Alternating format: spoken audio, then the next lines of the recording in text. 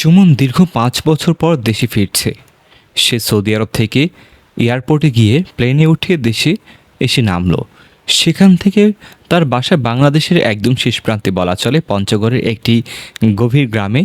সেখানে সে রওনা দেওয়ার জন্য পঞ্চগড়ে পৌঁছালো। পঞ্চগড়ে যাওয়ার পর সেখান থেকে তার বাসায় যেতে প্রায় ১ ঘন্টার মতো লাগে। যখন পঞ্চগড়ে চলে গেল তখন রাত আনুমানিক ১টা বাজে। সেখান থেকে সে অটোরিকশা বা সিএনজি এই ধরনের যানবাহন খুঁজছিল বাসায় যাওয়ার জন্য, কিন্তু কোনো যানবাহন খুঁজে পাচ্ছিল না। তখন সেখানকার যে চায়ের দোকান আছে সেটিও প্রায় বন্ধ হওয়ার উপক্রম। রাত প্রায় ১টা বাজে। সেখানে বসেছে, চা খেলো, চাওয়ালার সাথে কিছুক্ষণ আড্ডা দিল, ভালো মন্দ গল্প করলো। ততক্ষণে অটো আসে কিনা সেটি দেখার জন্য চাওয়ালা যখন দোকান বন্ধ করে দিবে দিবে অবস্থা, তখন একটি অটো আসে তার সামনে। তখন সে বলে, বাড়ি যাওয়ার জন্য জিজ্ঞাসা করে, তখন দেখে লোকটিকে হঠাৎ সে চিনে যায়। বলে, আরে হাকিম চাচা আপনি, তো কোন দিকে যাচ্ছিলেন? হাকিম চাচা বলেন, এই তো বাবা, আমি বাড়ির দিকে যাচ্ছিলাম, তুমি চলো তোমাকে এগিয়ে দিয়ে আসি। যাওয়ার পথে যেতে যেতে সে তার বিদেশ জীবনের গল্প, ভালো মন্দ অনেক কথাই বলল।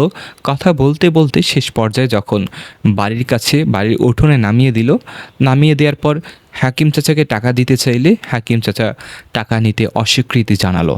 তখন তাকে ধন্যবাদ দিয়ে বলল যে, হাকিম চাচা আপনি আমাদের বাড়িতে এসে একবেলা খাবার খেয়ে যাবেন, দাওয়াত দিয়ে গেল। পরের দিন সকালে সে ঘটনাটি শেয়ার করলো কথায় কথায়। শেয়ার করার পরে তারা বলল, কি নামটা কি বললি? সে আবার বলল, হাকিম চাচা। বলে, আরে হাকিম চাচা তো ৩ বছর আগেই এক রোড অ্যাক্সিডেন্টে মারা গিয়েছেন। তখন সে যেন আকাশ থেকে পড়ল, কি ব্যাপার, তাহলে ওইটি আসলে কে ছিল? তখন এলাকার এক মুরব্বী তাকে বললেন, আসলে বাবা, তুই কোনো ভালো কাজ করেছিলি জীবনে, সেই কারণে আল্লাহ তোকে বিপদ থেকে বাঁচিয়ে দিয়েছেন। ওই রাস্তাটা কিন্তু খুব ভালো না, ওই রাস্তা সম্পর্কে অনেক খারাপ কথা আছে। আল্লাহ তোর কোনো ভালো কাজের বিনিময়ে হাকিম চাচাকে উসিলা করে তোকে পাঠিয়েছে বিপদ থেকে উদ্ধার করতে। পরবর্তীতে হাকিম চাচা নামে দোয়া মাহফিলের আয়োজন করে সবাইকে এলাকায় গরু খাওয়ানো হলো। ধন্যবাদ, সবাই ভালো থাকবেন।